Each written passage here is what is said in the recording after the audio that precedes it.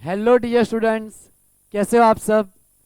आज हमारा chapter number 3 current electricity का लेक्चर नंबर 9, जिसमें हम डिस्कस करने वाले हैं शेल क्या चीज़ है, इंटरनल रेजिस्टेंस क्या होता है, सेल का ईएमएफ क्या होता है और उसका टर्मिनल वोल्टेज क्या होता है।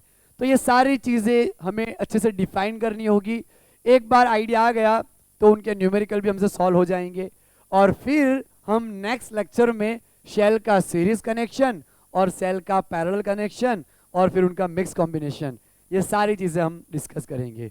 तो फिलहाल इस लेक्चर में बेसिक जो शेल होता है वो किस तरह से वर्क करता है, ओके, और उसका फॉर्मूला क्या बनता है जब वो चार्ज कर रहा हो और जब डिस्चार्ज कर रहा हो, तो वो फॉर्मूला भी हम यहाँ पे डिस्कस करने वाले हैं। तो आइए शुरू करते हैं अपना आज का लेक्चर नंबर 9।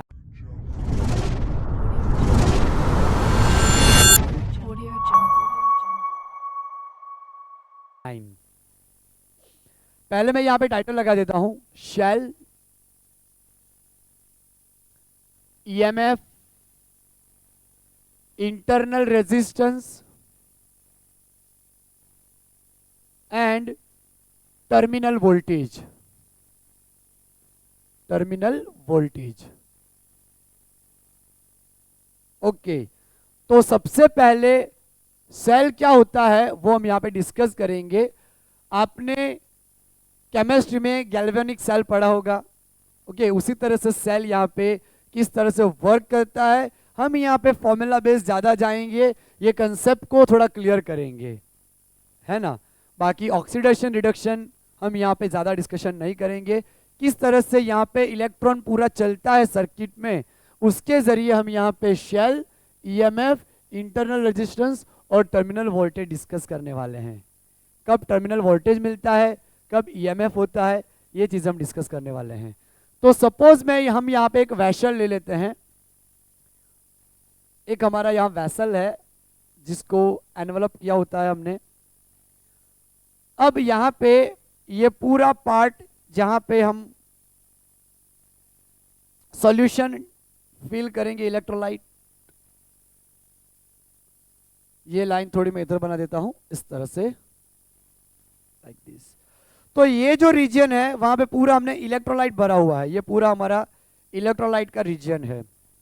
इलेक्ट्रोलाइट सॉल्यूशन आपको पता होगा, H2SO4, HCl, ZnSO4, ये सारे हमारे इलेक्ट्रोलाइट सॉल्यूशंस आते हैं, ओके। तो ये पूरा हमारा सॉल्यूशन है, इसको मैं यहाँ बता देता हूँ इलेक्ट्रोलाइट। इलेक्ट्रोलाइट, ये यहां पे थोड़ा सा यहाँ जगह रखते हैं ताकि हम मैकेनिज्म समझ सकें किस तरह से यहाँ वर्किंग होगा हमारा। ये पूरा यहां से यहां तक का इलेक्ट्रोलाइट सॉल्यूशन अपना, राइट। अब शेल में क्या होता है मेजरली, तो शेल में एक एनोड और एक कैथोड होता है, 2 इलेक्ट्रोड्स होते हैं, इलेक्ट्रोड्स। तो हम यहाँ पे डिप करते हैं, ये जो है अपना फर्स्ट, इसको हम एनोड मान लेते हैं जो कि हमारा पॉजिटिव रहेगा, और यहाँ पे हम लेते हैं कैथोड जो कि नेगेटिव रहेगा।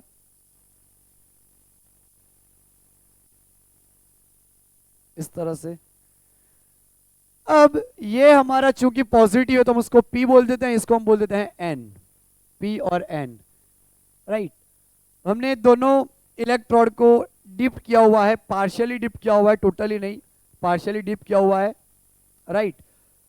अब आप देखिए ये हमारा P पॉइंट है, तो यहाँ पे भी मैं P लिख देता हूँ और यहाँ पे बगल में एक और पॉइंट बना देता हूँ A। सॉल्यूशन जहाँ से स्टार्ट हो रहा है, ओके, हमने जो इलेक्ट्रोलाइट सॉल्यूशन फिल कर रखा है, तो सॉल्यूशन जहाँ पे है वहाँ मैं पॉइंट लगा देता हूँ A, यहाँ पॉइंट लगा देता हूँ B, ये अपना B पॉइंट है, और यहाँ पे अपना ये N टर्मिनल है, तो यहाँ मैं पॉइंट बोल देता हूँ N, ये N पॉइंट है अपना, राइट। इस तरह से सिचुएशन है हमारी। यहाँ मैं थोड़ा मिटा देता हूँ ये जगह पे, ओके। तो ये पूरा यहाँ सॉल्यूशन फील्ड है और 2 हमने इलेक्ट्रोड यहाँ पे इंसर्ट किए हुए हैं। तो पहले अगर हम शेल की डेफिनेशन ले तो शेल क्या चीज है, मैं यहां लिखता हूं shell a cell is a device which maintain steady flow of electric current in the electronic circuit. हमारी जो सर्किट होगी उसमें चार्ज को वो फ्लो करवाएगा, मोशन करवाएगा. ओके, सपोज करो मोशन कर सके इसलिए हम यहाँ पे क्या करते हैं, बाहर से एक रेजिस्टेंस कनेक्ट कर देते हैं. एक्सटर्नल रेजिस्टेंस, ये अपना रेगुलर वाला, ये अपना रेजिस्टेंस है. इस रेजिस्टेंस को हम बोलेंगे यहाँ पे आर. आर हमारा रेजिस्टेंस है. ओके, तो देखो यहाँ पे हमारी जो बैटरी होती है, शेल जो होता है, ये अपना मान लो शेल है. तो शेल क्या करेगा, इलेक्ट्रॉन को मोशन करवाएगा. इलेक्ट्रॉन चार्ज यहां से जाएगा, मोशन करके वापस यहां आ जाएगा. अब इलेक्ट्रॉन जब वापस मोशन करेगा तो एनर्जी यहां से लेनी पड़ेगी. वो एनर्जी कहां से लेगा, जो अंदर इलेक्ट्रोलाइट सॉल्यूशन उसके पास एनर्जी लेगा. एनर्जी लेगा, फिर चलेगा, अपनी एनर्जी खर्च करेगा यहाँ मोशन करने में. उसको चलना पड़ेगा, चलने में एनर्जी खर्च होगी, वापस यहाँ आएगा, यहाँ वापस एनर्जी लेगा, बीच में से एनर्जी लेके वापस चला जाएगा. इस तरह से तो इलेक्ट्रॉन अपना यहाँ जो चल रहा है, जो मोशन अपनी हो रही है, ओके, तो उसको चलाने के लिए जो डिवाइस होता है दैट इज कॉल्ड शेल. तो शेल वो इलेक्ट्रिक करंट को मेंटेन रखता है, स्टेडी फ्लो को मेंटेन रखता है, अपने पोटेंशियल डिफरेंस को मेंटेन रखता है. जितना भी पोटेंशियल डिफरेंस हमने अप्लाई किया है उसको मेंटेन रखता है, करंट फ्लो को मेंटेन करता है. तो इलेक्ट्रिक करंट को मेंटेन करने के लिए जो डिवाइस है उसको हम बोलेंगे cell. That is the maintain the steady flow of electric charge. Electric charge के स्टेडी फ्लो को मेंटेन करेगा. तो मेंटेन करने के लिए, चलने के लिए एनर्जी चाहिए, तो वो इलेक्ट्रॉन यहां आके एनर्जी लेगा. पूरी प्रोसेस हम डिटेल में समझने वाले हैं कि एनर्जी किस तरह से लेगा और किस तरह वर्क करेगा. यहां से एनर्जी लेगा, फिर यहाँ पॉजिटिव से चलेगा, इस तरफ चलेगा, वापस यहाँ आएगा. ओके, वापस यहाँ से एनर्जी कलेक्ट करेगा, इस तरफ मोशन करेगा. तो किस तरह से ये मोशन पूरी होगी वो पूरा हम यहाँ पे डिस्कस करने वाले हैं. तो पहले आप ये नोट डाउन कर सकते हैं कि शेल क्या चीज़ है. राइट, अब हम आगे बढ़ते हैं. इसको मैं मिटा देता हूँ. और सबसे पहले हमें यहाँ पे लर्न करना है कि देखो याद रखना, cell does not provide electron. Cell electron provide नहीं करते. ओके, हमारे इलेक्ट्रोलाइट सॉल्यूशन में जो भी इलेक्ट्रॉन है वो जितने उतने ही रहेंगे, वो सिर्फ मोशन करेंगे. तो मोशन को मेंटेन कौन करेगा, शेल. स्टेडी फ्लो को मेंटेन कौन करेगा, शेल. तो शेल सिर्फ चलाएगा इलेक्ट्रॉन्स को, यहाँ आएगा, एनर्जी लेगा. मान लो हमने एक बार बैटरी को चार्ज कर लिया, फिर यूज किया, बैटरी खत्म हो गई. इसका मतलब यहाँ पे जो ऑक्सीडेशन रिडक्शन प्रोसेस होती है, ओके, यहाँ पे पूरा जो चार्जिंग प्रोसेस होता है वो खत्म हो गया है. तो वापस हमें रिचार्ज करना पड़ता है. अगर हमारा रिचार्जेबल सेल हो तो हम उसको रिचार्ज कर सकते हैं, वापस एनर्जी प्रोवाइड कर सकते हैं. तो ये जस्ट केमिकल एनर्जी है. तो केमिकल एनर्जी क्या होगी, यहाँ पे इलेक्ट्रिक एनर्जी में कन्वर्ट हो रही है. Chemical energy is converted into electric energy. इसका प्रिंसिपल है. ओके, तो principle of cell that is chemical energy is converted into electrical energy. तो वो यहाँ पे कन्वर्ट करेगा सिर्फ एनर्जी को. तो वो बात हमें यहाँ पे थोड़ी ध्यान रखनी है. अब देखो, पहले हम समझेंगे यहाँ पे ईएमएफ क्या चीज़ है, व्हाट इज ईएमएफ. ओके, फिर मैं आपको उसकी डेफिनेशन बताता हूँ. EMF of cell. सबसे पहले ये जो इलेक्ट्रोड है दो, उसमें जो एनोड है, एनोड, तो उसके ऊपर हमने यहाँ पे पी पॉइंट माना हुआ है. कंसीडर टू इलेक्ट्रोड्स डिप और इमर्स्ड इन इलेक्ट्रोलाइट. हमने दोनों को इलेक्ट्रोलाइट में इमर्स किया हुआ है. ओके, अब हम यहाँ पे क्या करते हैं, जो अपना इलेक्ट्रोड है पॉजिटिव, ओके, वो पॉजिटिव उसका हमने पी पॉइंट डिनोट किया है, और उसके जस्ट पास में adjacent point near the electrolyte solution, adjacent point A near the electrolyte solution, वो दोनों के बीच में पोटेंशियल डिफरेंस V प्लस है. V प्लस, इस तरह से। ओके तो मैं लिखूंगा potential difference between P point and adjacent point A is plus V plus, right. इसका पोटेंशियल हमने V प्लस मान लिया है, और जो नेगेटिव इलेक्ट्रोड है, नेगेटिव टर्मिनल, उसका पॉइंट हमने यहाँ N लिया, और उसका जो नियर एडजेसेंट पॉइंट है, नियर बाई, वो हमने यहाँ B लिया हुआ है। तो उन दोनों के बीच का पोटेंशियल आएगा माइनस V माइनस। हम लिख लेते हैं यहाँ पे potential difference between N point and near by adjacent point B is minus V minus. Negative potential, negative terminal है, इसलिए हमने माइनस लिखा है यहाँ पे, V माइनस। अगर जब हम यहाँ पे करंट अप्लाई नहीं कर रहे हो, याद रखना, when current is zero in the circuit, हमने अभी करंट अप्लाई नहीं किया है। करंट कब अप्लाई करेंगे, ये रेजिस्टर कनेक्ट करेंगे तब हमारा करंट बहना स्टार्ट करेगा। जब अपना रेजिस्टर इनफाइनाइट है तब की हम बात कर रहे हैं। When ever resistance is infinite, हम डिस्कस करेंगे उसको डिटेल में कि रेजिस्टेंस इनफाइनाइट हमने क्यों लिया हुआ है। अभी मान लो करंट हमारा फ्लो नहीं कर रहा, जब करंट फ्लो नहीं कर रहा है तब अगर हम P और N के बीच का पोटेंशियल डिफरेंस लें, potential difference between point P and N is defined as, अब देखो पोटेंशियल डिफरेंस हम कैसे डिफाइन करेंगे, तो डिफरेंस लेना है PD between P and A minus PD between N and B। Difference तो हमें कब मिलेगा, जब माइनस होगा बीच में। ओके वो हमें पोटेंशियल डिफरेंस निकालना है। ओके V, तो potential difference between P and A क्या है, P एंड A के बीच का पोटेंशियल V प्लस है, प्लस V प्लस, राइट। फिर हमारा माइनस है, minus potential difference between B and N, B और N के बीच का पोटेंशियल डिफरेंस क्या है, तो वो हमारा है माइनस V माइनस, राइट। तो यहां पे क्या हो रहा है, अपना माइनस माइनस प्लस हो रहा है, यानी V is equal to V plus plus V minus, right. और इसकी वैल्यू जीरो से बड़ी आएगी, बट ऑब्वियसली दोनों ऐड हो रहे हैं, समझ आया ना।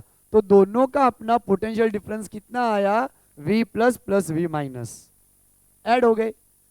तो जब हमारा करंट फ्लो नहीं कर रहा हो तब ये जो पोटेंशियल डिफरेंस आता है इसी को बोला जाता है EMF, EMF, और इसका सिंबल है E। इस तरह से E से रिप्रेजेंट किया जाता है और उसको बोलते हैं EMF। EMF का पूरा नाम है electromotive force, electromotive force, right. EMF अपना क्या है, that is the voltage, it is not a force. हम पूरा डिस्कशन करते हैं यहाँ पे, इलेक्ट्रोमोटिव फोर्स उसको बोलते हैं। वापस एक बार बता रहा हूं आपको, यहां हमने क्या किया, जब करंट नहीं चल रहा है सर्किट में तब P और A के बीच का पोटेंशियल डिफरेंस हमारा है V प्लस, और B और N के बीच का पोटेंशियल डिफरेंस हमारा माइनस V माइनस। दोनों का हमने डिफरेंस लिया, यहाँ पे डिफरेंस लेने के लिए बीच में माइनस करना पड़ता है, तो माइनस माइनस हमारा प्लस हो गया, तो हमें क्या मिला, V plus plus V minus, और वो वैल्यू हमारी जीरो से बड़ी आ रही है। तो जब करंट फ्लो नहीं कर रहा हो तब शेल के अंदर का जो पोटेंशियल डिफरेंस होता है that is called EMF, electromotive force. तो potential difference between two electrode inside the shell, यहां मैं डेफिनेशन लिखता हूं, potential difference across the two electrode inside the shell is called EMF, EMF। Actually ये जो EMF है वो क्या है, इलेक्ट्रोमोटिव फोर्स है, ओके, यानी कि वोल्टेज ही है, that is not a force. नाम में फोर्स आने से थोड़ा में मिसकंसेप्शन होता है कि क्या ये कोई फोर्स है, तो it is not any type of force. तो सर EMF नाम क्यों रखा गया, तो EMF नाम इसलिए रखा गया बिकॉज ऑफ हिस्टोरिकल रीजन। जब ये टर्म प्रॉपरली समझी नहीं गई थी तब साइंटिस्ट लोगों ने बहुत उत्साह में आके पहले ही इसका नाम ईएमएफ रख दिया था। क्योंकि यहाँ प्रॉब्लम क्या आ रही थी कि जब इलेक्ट्रॉन अपना चला, यहाँ से मान लो इलेक्ट्रॉन चला, तो मैं यहाँ पॉइंट लगा देता हूँ सी और डी, सी और डी एक्सटर्नल साइड पे, यहाँ से मान लो आई करंट अपना फ्लो कर रहा है।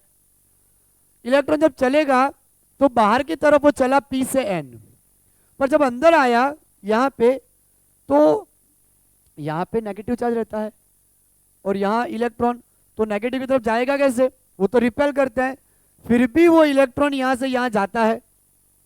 ओके, इलेक्ट्रॉन यहाँ से यहाँ पहुंचता है, तो वो क्यों पहुंचता है, due to battery mechanism, non electrical force की वजह से जाता है। बैटरी का ऐसा मैकेनिज्म है कि यहाँ से वो एनर्जी लेगा, एनर्जी लेके वो एन से पी जाएगा, तो बाहर की तरफ जब हमारा करंट फ्लो कर रहा है that is from P to N, और अंदर की तरफ वो एन टू पी फ्लो कर रहा है अपोजिट डायरेक्शन में, तो यहाँ से एनर्जी लेगा फिर चलेगा। तो साइंटिस्ट लोगों को ऐसा लगा कि कोई फोर्स उसको मोशन करवा रहा है, इसीलिए पहले उसको नाम दे दिया गया इलेक्ट्रोमोटिव फोर्स। ओके, ये तो बाद में, अभी करंट हम डिस्कस नहीं कर रहे हैं, करंट अभी हमारा है नहीं। जब हमारा करंट सर्किट में नहीं है तब जो अंदर का पोटेंशियल डिफरेंस होता है उसको हम बोल रहे हैं अभी तो ईएमएफ। लेकिन जब करंट चलने लगेगा तो उसकी वैल्यू कुछ कम हो जाएगी, वो मैं बात कर रहा हूँ यहाँ पे। ओके, एक बार प्रॉपरली हम उसको पूरा डिस्कस कर लेते हैं, फिर आपको बताऊंगा कि मैकेनिज्म यहाँ पे कैसा वर्क करेगा हमारा। तो जब हमारा करंट नहीं चल रहा है तब इन दोनों के बीच का जो पोटेंशियल डिफरेंस है that is electromotive force. So electromotive force is not a force, it is EMF, वो एक वोल्टेज है। ईएमएफ यानी शेल के अंदर जो दोनों इलेक्ट्रोड है, राइट, ये अपने दोनों इलेक्ट्रोड है, उनके बीच का पोटेंशियल डिफरेंस है, ये रहा, उनके दोनों के बीच का पोटेंशियल डिफरेंस को ही हमने क्या बोला है यहाँ पे, ईएमएफ बोला है। और इलेक्ट्रोमोटिव फोर्स जो नेम दिया गया है वो हिस्टोरिक रीजन की वजह से दिया गया है। जब टर्म को प्रॉपरली समझा नहीं गया था तभी से उसको उन्होंने ईएमएफ बोल दिया गया था, फिर नाम वही रखा गया। इसलिए EMF is not a force, it is just a voltage inside across two electrodes when no current is flowing, right? और जब करंट फ्लो करेगा तो वो हमारा बन जाएगा टर्मिनल वोल्टेज। तो टर्मिनल वोल्टेज कैसे बनेगा वो भी हम देखेंगे, लेकिन मैं यहाँ पे अभी डिस्कस करूंगा, इसको मिटा देता हूँ कि इलेक्ट्रोमोटिव फोर्स जो है, ओके, शेल जो है वो किस पे डिपेंड करता है। अभी आपको बस इतना ध्यान रखना है कि जब हमारा करंट फ्लो नहीं कर रहा है तब इन दोनों के बीच का जो डिफरेंस है that is called electromotive force, E, small E, electromotive force, ये वाला, राइट। तो वो किस पे डिपेंड्स करता है, ईएमएफ डिपेंड्स ऑन, क्योंकि बहुत सारे स्टूडेंट को यहाँ पे कंफ्यूजन होता है कि किस पे डिपेंड करता है और नहीं करता। तो ईएमएफ डिपेंड करेगा इलेक्ट्रोलाइट सॉल्यूशन के ऊपर। ओके, नेचर ऑफ इलेक्ट्रोलाइट, हमारा इलेक्ट्रोलाइट सॉल्यूशन कौन सा है उसके नेचर पे डिपेंड करेगा, और दूसरा वो डिपेंड करेगा मेटल ऑफ इलेक्ट्रोड, इलेक्ट्रोड्स के कौन से मेटल है यहाँ पे उसके ऊपर वो डिपेंड करेगा, राइट। तो ये दोनों जिस पे डिपेंड करता है। अब किस पे डिपेंड नहीं करेगा वो हम देखते हैं। ईएमएफ डज नॉट डिपेंड, वो मैं आपको वन बाय वन बताता हूं। EMF does not depends on, पहला ये जो प्लेट का एरिया है चाहे ज्यादा एरिया हो या कम एरिया हो उस पर डिपेंड नहीं करेगा। दूसरा, इलेक्ट्रॉन का डिस्टेंस कितना है इलेक्ट्रोड्स का उसके ऊपर भी डिपेंड नहीं करेगा। क्वांटिटी कितनी है उसकी, क्वांटिटी पे भी डिपेंड नहीं करेगा। ओके, तो मैं लिखता हूं यहाँ पे, first area of plates, plates का एरिया कौन सा है उस पर डिपेंड नहीं करेगा, कितना ज्यादा एरिया है कम एरिया, it does not depend on it. Second, distance between electrodes, distance between electrodes. Third, electrodes, quantity of electrolyte, quantity of electrolyte. और third, size of shell, shell की साइज कितनी है, शेल की जो साइज है वो कितनी है उसके ऊपर भी डिपेंड नहीं करेगा वो, राइट। तो इन सारी चार चीजों पे डिपेंड नहीं करता। किस पे डिपेंड करता है, तो इलेक्ट्रोलाइट सॉल्यूशन का नेचर कौन सा है, कौन सा टाइप का मटेरियल है, और मेटल, ये दोनों मेटल कौन सी है, उनके ऊपर ही डिपेंड करता है। तो सबसे इंपॉर्टेंट चीज नोट करने वाली बात ये है। यहाँ पे मेरे पास एक शेल है यहाँ पे, तो ये जो शेल है इस पे यहाँ पे ये रिचार्जेबल सेल है, इसको हम रिचार्ज कर सकते हैं। ये 1000 मिली एम्पियर पर mAh का सेल है, मिली एम्पियर पर आवर, और इसका यहाँ पे वोल्टेज लिखा हुआ है 1.2 वोल्ट, आपको नहीं दिख रहा होगा 1.2 वोल्ट। तो ये 1.2 वोल्ट का है, तो ये 1.2 में देता नहीं है, ओके, लिखा 1.2 वोल्ट है, क्योंकि इलेक्ट्रॉन जब बाहर से ट्रैवल करेगा पी से एन, पर जब अंदर जाएगा यहाँ पे तो कुछ एनर्जी उसको खर्च करनी पड़ेगी, क्योंकि यहाँ जो आयंस होंगे वो आयंस के अपोजिट जाएगा।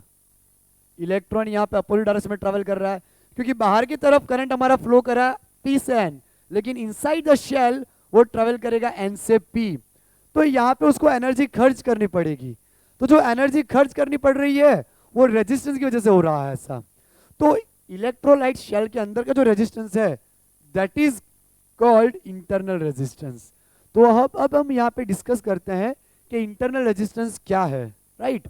तो मैं क्या करूंगा, इसको भी मिटा देता हूं, और इंटरनल रेजिस्टेंस क्या है उसके ऊपर हम डिस्कशन करते हैं। आई होप आपको ईएमएफ क्या वो क्लियर हुआ होगा। जब मैं टर्मिनल वोल्टेज बताऊंगा तब वापस एक बार ईएमएफ की हम डिस्कशन करने वाले हैं, तो अगर आपको नहीं क्लियर हुआ हो तो थोड़ा और भी आइडिया आ जाएगा तब। अब देखो, हम यहां पे बात करते हैं इंटरनल रेजिस्टेंस की। Internal resistance, the resistance offered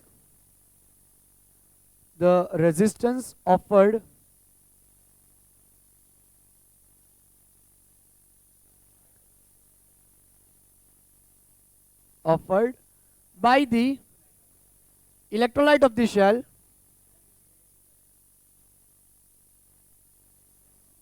when electric current flow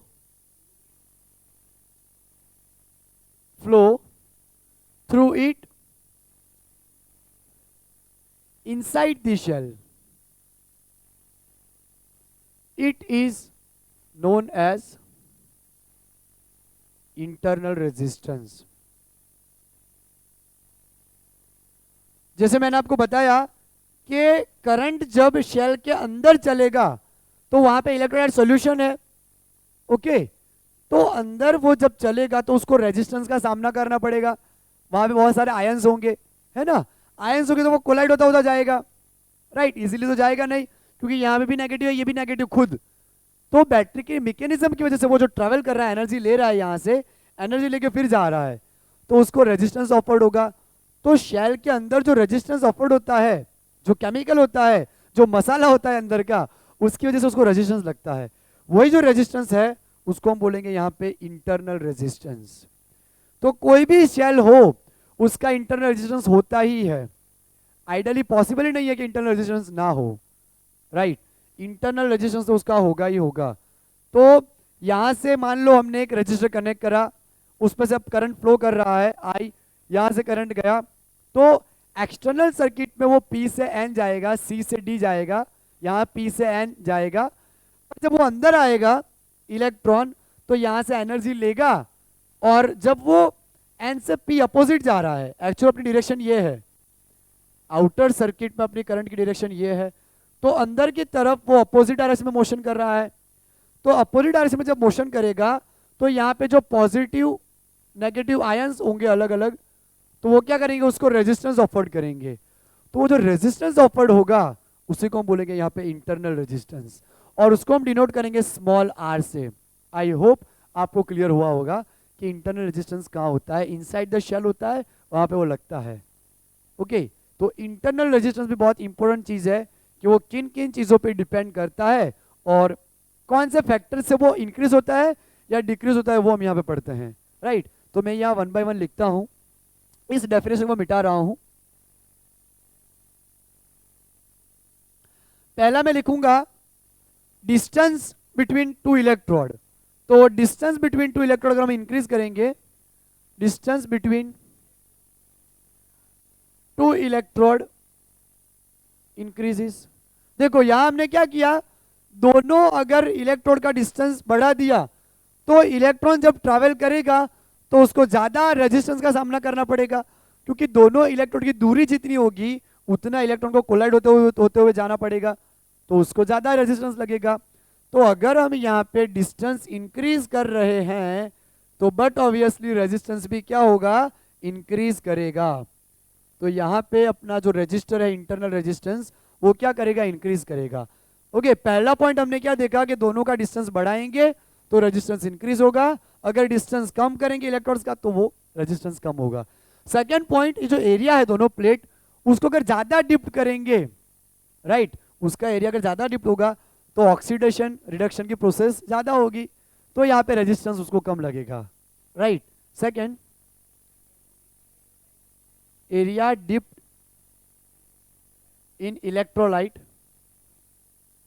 increases. यहां पे हमने इलेक्ट्रोलाइट का ज्यादा एरिया डिप्ट करा सॉल्यूशन के अंदर, तो आर क्या होगा, यहां पे डिक्रीज, कम रेजिस्टेंस लगेगा, रेजिस्टेंस का सामना कम करना पड़ेगा। थर्ड,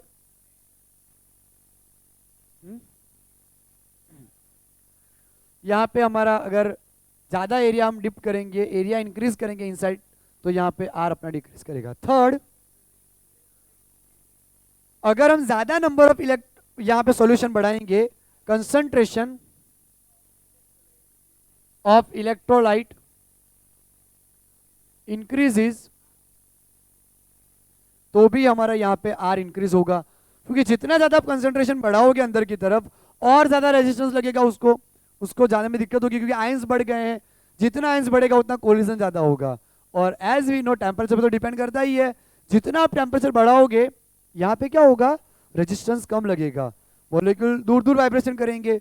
ओके, तो इलेक्ट्रॉन का यहाँ पे रेजिस्टेंस कम लगेगा, तो टेम्परेचर इंक्रीजेस,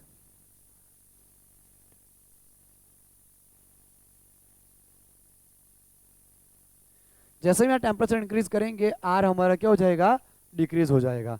तो ये हमने बात करी इंटरनल रेजिस्टेंस की। अब हम बात करते हैं टर्मिनल वोल्टेज की, और फॉर्मूला डिराइव करते हैं कि बैटरी जब हमारी डिस्चार्ज हो रही होती है तो अपना terminal voltage, EMF, internal resistance का फॉर्मूला क्या आता है, राइट। तो इसको मैं अब मिटा देता हूं, और हम यहाँ पे 2 केस डिस्कस करेंगे, जब आर हमारा इनफाइनाइट हो और आर जब हमारा फाइनाइट हो, तो किस तरह से हमारा यहाँ पे कंसेप्ट बनता है। इसको भी मैं मिटा देता हूं। ओके, तो अब हम स्टार्ट करते हैं यहां से। अब देखो, हमने क्या किया, यहाँ पे अब बाहर की तरफ एक वायर कनेक्ट कर रखा है, ये रहा सी से डी, और उसका रेजिस्टेंस हमने आर ले रखा है, कैपिटल आर। तो जब हम इलेक्ट्रोड, दोनों इलेक्ट्रोड्स पे पी और एन पे एक्सटर्नल सर्किट के तौर पे एक वायर कनेक्ट कर लेंगे जिसका रेजिस्टेंस आर है, और जब करंट फ्लो करने लगेगा तो ऐसा भी मान लेते हैं हम कि जो आर है वो आर अपना कितना है, इनफाइनाइट। हमारा रेजिस्टेंस यहाँ पे कितना है, इनफाइनाइट है। अगर हमने इनफाइनाइट रेजिस्टेंस लिया तो करंट आगे नहीं बढ़ेगा, करंट फ्लो नहीं होगा। जब करंट फ्लो नहीं हो रहा है तब यहाँ पे मैं पोटेंशियल डिफरेंस लेता हूं, किनके बीच का, पी और एन के बीच का। तो potential difference between P and N that is equal to वापस हम करेंगे potential difference between P and A plus potential difference between B और N, B and N plus, अब तो यहां पे भी है, ओके, जैसे हमने सर्किट यहाँ पे कनेक्ट कर रखी है, आउटर रजिस्टर कनेक्ट किया, अब करंट पूरी सर्किट बनाएगा, पूरी सर्किट कंप्लीट करेगा, तभी तो चार्ज चलता रहेगा कंटिन्यूअसली, राइट। तो अब यहाँ पे भी पोटेंशियल डिफरेंस आएगा ए और बी के बीच का, potential difference between A and B. तो मान लो जब करंट फ्लो नहीं कर रहा, राइट, हमने एक्सटर्नल सर्किट लगाई नहीं है, तब तो पोटेंशियल डिफरेंस पी और एन के बीच का क्या रहेगा, पी ए के बीच जो है वो और बी एन के बीच जो है वो, क्योंकि इलेक्ट्रॉन चल ही नहीं रहा अभी। तो इसका जो आया था ये रहा, V plus plus V minus, V plus plus V minus, इतना ही आएगा। ओके, और उसको तो हमने क्या बोला था, EMF। ओके, तो ये कब आता है, जब हमारा रेजिस्टेंस इनफाइनाइट हो, करंट फ्लो नहीं कर रहा हो। तो whenever there is a no current in the circuit, external circuit, then terminal voltage is equal to EMF। अब अपना ये जो सर्किट के बीच का, ये दो पॉइंट के बीच का जो वोल्टेज आया, ये हमारा टर्मिनल वोल्टेज है, it is called terminal voltage. ये तो हमारा EMF है। इसका मतलब ये हुआ कि whenever there is no current, whenever there is no current flow, then terminal voltage is equal to EMF। हमारे ये दो पॉइंट अक्रॉस का जो वोल्टेज है वो हमारा भी टर्मिनल वोल्टेज है और वो भी EMF के बराबर है, राइट। अब मैं सेकंड केस यहां पे कंसीडर करता हूं,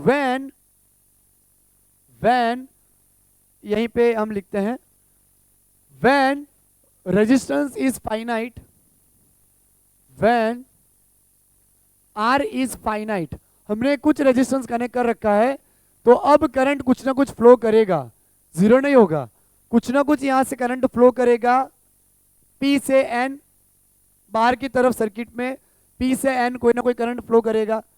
तो P से N जो हमारा करंट फ्लो कर रहा है वो यहां आएगा।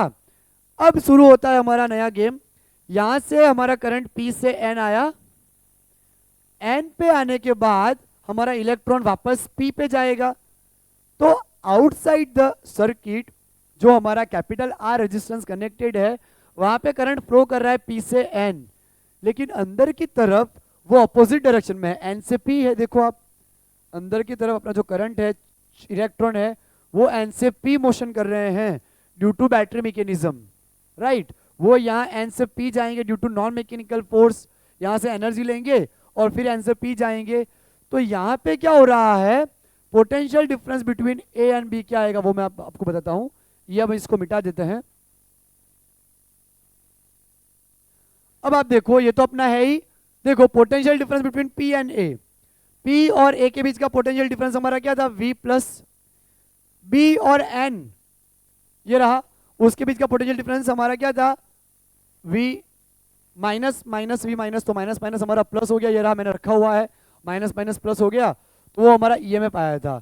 लेकिन अब हमारा इनसाइड जो करंट है वो N से P जा रहा है, राइट।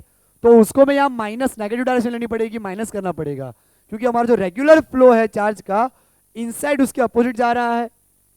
यहाँ पे हमारी एनर्जी खर्च हो रही है, वो एनर्जी जो खर्च करके आया वापस एनर्जी ले रहा है, एनर्जी हमारी कम कर रहा है। जो हमारा इलेक्ट्रोलाइट सॉल्यूशन है उसकी एनर्जी वो कम कर रहा है। समझ आ रहा है ना बात? आई होप कि आपको अच्छे से समझ आ रहा है। यहाँ पे अपना चार्ज ट्रैवल करके जा रहा है, ट्रैवल करके गया, एनर्जी खर्च करके आया, यहाँ वो वापस एनर्जी लेगा, एनर्जी ले ली, अब वो अपोजिट जा रहा है, तो यहाँ भी एनर्जी खर्च होगी अपोजिट डायरेक्शन में जाने में।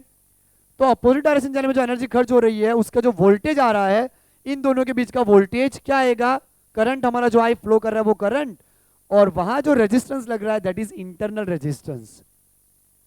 यहाँ पे जो रेजिस्टेंस लगा वो हमारा रेजिस्टेंस क्या होगा, that is internal resistance. Okay, तो इसको तो हमने ऑलरेडी बोल रखा है EMF, तो V is equal to E minus IR, ये अपना फॉर्मूला आ गया, V is equal to E minus IR। तो इसमें फ्रेंड्स जो V है वो अपना टर्मिनल वोल्टेज है, टर्मिनल वोल्टेज। अब आपको और ज्यादा क्लियरिटी आएगी हर एक बात की।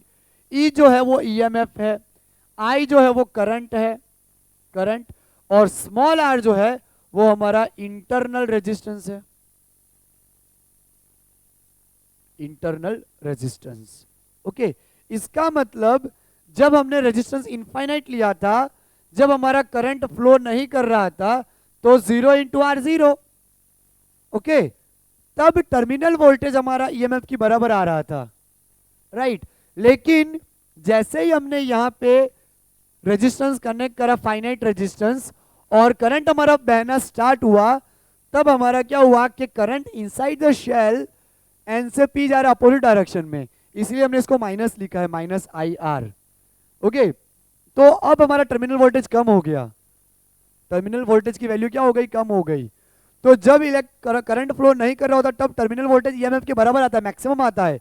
लेकिन जैसे ही करंट विड्रॉ होना स्टार्ट होता है सर्किट में, जैसे ही हमारा करंट बहना स्टार्ट करेगा, क्या हो जाएगा, जैसे हमारा करंट बहना स्टार्ट करेगा टर्मिनल वोल्टेज की वैल्यू कम हो जाएगी। ये इक्वेशन हमें कब यूज करना है, डिस्चार्जिंग ऑफ बैटरी के लिए। जब हम मोबाइल में गेम खेल रहे हैं या मोबाइल पे वीडियो देख रहे हैं, तब हमारी बैटरी ड्रेन हो रही है, बैटरी हमारी क्या हो रही है, कम हो रही है। ओके, तो ये डिस्चार्जिंग का फॉर्मूला है ना। ओके, और जब हम चार्जिंग कर रहे होंगे फोन को या बैटरी को हम चार्ज कर रहे होंगे, तब यहाँ पे क्या आएगा, प्लस आएगा। ये दोनों मैं आपको डिराइव करके दिखाऊंगा अभी। ये अपना है चार्जिंग के लिए, चार्जिंग ऑफ द सर्किट। ये अपना फॉर्मूला आएगा चार्जिंग ऑफ द शेल के लिए। तो ये चार्जिंग के लिए, ये डिस्चार्जिंग के लिए। ओके, तो आपको ये ध्यान रखना है कि अपना जो शेल होता है, ये शेल जब भी शेल होगा उसके साथ में उसका इंटरनल रेजिस्टेंस होगा ही होगा, राइट। तो ये अपना इंटरनल रेजिस्टेंस, ये शेल। तो फ्रेंड्स, दो जो टर्मिनल है, ये पॉइंट और ये पॉइंट, तो इसका जो टोटल वोल्टेज आया यहां से यहां तक का, उसको हम बोलेंगे टर्मिनल वोल्टेज। टर्मिनल वोल्टेज, मैंने यहां जो बॉक्स बनाया है, इन दोनों के बीच का जो पोटेंशियल डिफरेंस आएगा वो टर्मिनल वोल्टेज आएगा। एक्चुअली रेजिस्टेंस से बाहर नहीं होगा, वो तो अंदर होता है शेल के अंदर, लेकिन अंदर तो ड्रॉ करना थोड़ा कॉम्प्लिकेट हो जाता है और अच्छा भी नहीं लगता, इसलिए इस तरह से प्रेजेंट किया गया उसको कि शेल उसके बगल में उसका इंटरनल रेजिस्टेंस, सेल उसके बगल में उसका इंटरनल रेजिस्टेंस। तो अब मान लो कभी भी आपको क्वेश्चन में सिर्फ ऐसे ही बता रखा हो, तो आपको याद रखना है उसका रेजिस्टेंस है ही है, राइट।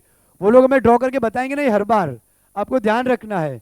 ओके, आप 12th साइंस में, इसलिए उनको पता है कि अगर हमने ऐसा बता रखा है कि शेल है, मतलब कि उसका रेजिस्टेंस है ही है, वो आपको खुद से मान लेना है। तो जब भी हमें यहाँ पे इस तरह से शेल का सिंबल देंगे, तो साथ में ऑलवेज इंटरनल रेजिस्टेंस होगा ही होगा, राइट। तो अब आपको क्लियरिटी आई होगी कि ये जो दोनों पॉइंट के बीच का जो टोटल वोल्टेज है, total voltage, that is called terminal voltage, वो हमारा टर्मिनल वोल्टेज होगा, उसको हम बोलेंगे टर्मिनल वोल्टेज, राइट। और अंदर का जो पोटेंशियल डिफरेंस है ये, वो हमारा ईएमएफ रहेगा यहाँ पे।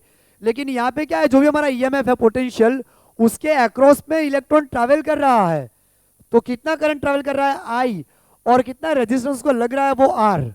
तो आई आर हमारा यहाँ से माइनस हो रहा है, राइट। तो ये बात आपको ध्यान रखनी है। अब अगर मैं आपको एक बात बोलूं कि आउटसाइड जो सर्किट हमारी सी और डी, तो यहाँ पे सी और डी के बीच का जो पोटेंशियल डिफरेंस है, वो हम यहाँ पे उसको डिस्कस करते हैं। इसको मैं मान लेता हूं इक्वेशन नंबर 1, इसको मान लेते हैं equation number 1। Potential difference across outside the shell, वो हमारा according to Ohm's law,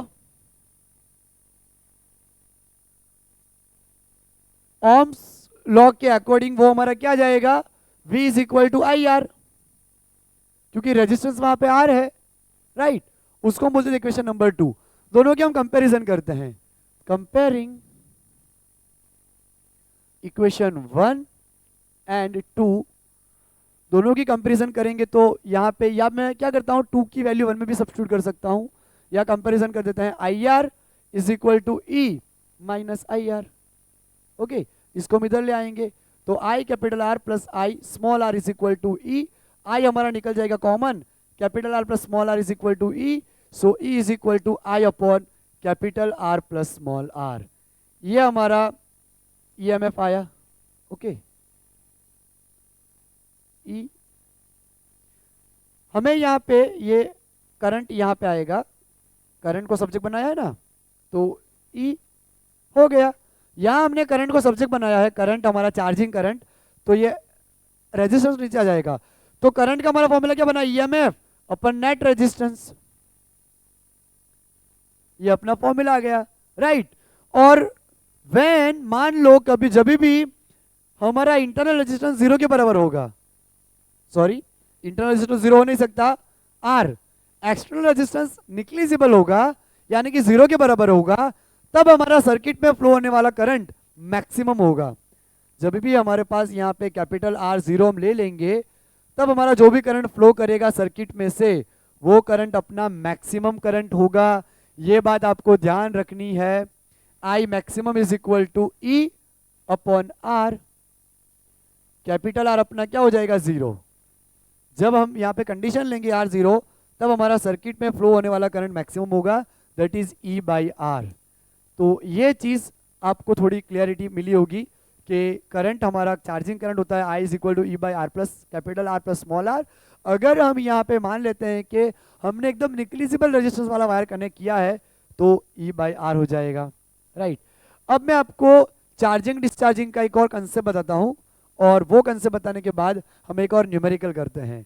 okay, I hope आपको क्लियर हुआ होगा कि टर्मिनल वोल्टेज क्या है। याद रखना कि जब भी हमारा यहाँ पे करंट फ्लो कर रहा है तो टर्मिनल वोल्टेज हमारा ईएमएफ से भी कम आता है, क्योंकि ईएमएफ से थोड़ी वैल्यू माइनस हो रही है, तो डेफिनेटली शेल से ईएमएफ से टर्मिनल वोल्टेज कम ही मिलेगा, राइट। जब करंट फ्लो नहीं कर रहा तभी ही टर्मिनल वोल्टेज के बराबर ईएमएफ है। ओके, तो मैं इसको मिटा देता हूं और हम दो कंसेप्ट और करते हैं, चार्जिंग डिस्चार्जिंग का और एक न्यूमेरिकल करते हैं जो एनसीईआरटी बेस्ड है, राइट। ओके फ्रेंड्स, अब हम स्टार्ट करते हैं। व्हेन शेल इज डिस्चार्जिंग, जब हमारा सेल डिस्चार्ज करता है तो किस तरह से सिचुएशन बनती है। अब देखो कि हमारे पास यहाँ पे शेल कनेक्ट कर रखा है ईएमएफ ई, उसका इंटरनल रेजिस्टेंस है आर, यहाँ पे हमने की कनेक्ट कर रखी है और यहाँ पे अपना एक एक्सटर्नल रजिस्टर है आर, राइट। तो जब भी हमारा करंट प्लस टर्मिनल में से बाहर निकल रहा हो तो याद रखना कि हमारा शेल क्या हो रहा है, डिस्चार्ज कर रहा है, राइट। तो डिस्चार्जिंग में अभी हमने जो अपना फॉर्मूला पढ़ा था I is equal to E upon R plus small R, तो इसको हम ऊपर लाएंगे तो I capital R plus small R is equal to E, I R plus I small R is equal to E. तो ये अपना क्या जाएगा, terminal voltage V plus I R is equal to E. तो इसको हम इधर ले आएंगे तो V is equal to E minus I R. तो ये अपना आ गया फॉर्मूला। ये फॉर्मूला हमें माइनस आई आर वाला का भी यूज करना है जब हमारा सेल डिस्चार्ज कर रहा हो। अब अगर हमें सेल को चार्ज करना हो तो एक नई बैटरी लगानी पड़ती है। आपको पता है कि जब आप अपने मोबाइल फोन को लैपटॉप में कनेक्ट करते हो तो लैपटॉप की बैटरी क्या करती है, अपने फोन की बैटरी को चार्ज करती है। यानी आप किसी बड़ी बैटरी में छोटी बैटरी कनेक्ट करोगे तो बड़ी बैटरी डिस्चार्ज होना स्टार्ट हो जाएगी और छोटी बैटरी चार्ज होना स्टार्ट हो जाएगी। तो ये कंसेप्ट तो आपको पता है, राइट। अब देखो, when shell is charging, when shell is charging,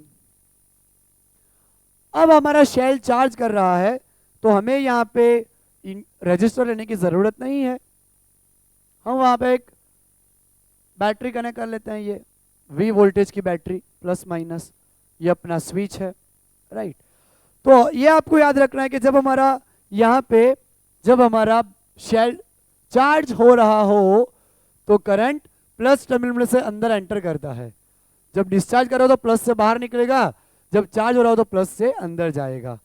तो अब यहाँ पे क्या होगा, करंट हमारा होगा, ये बैटरी देखो प्लस टर्मिनल के साथ प्लस टर्मिनल जुड़ा हुआ है, तो जो भी बड़ी बैटरी होती है वो ऑलवेज छोटी बैटरी को क्या करती है, चार्ज करती है।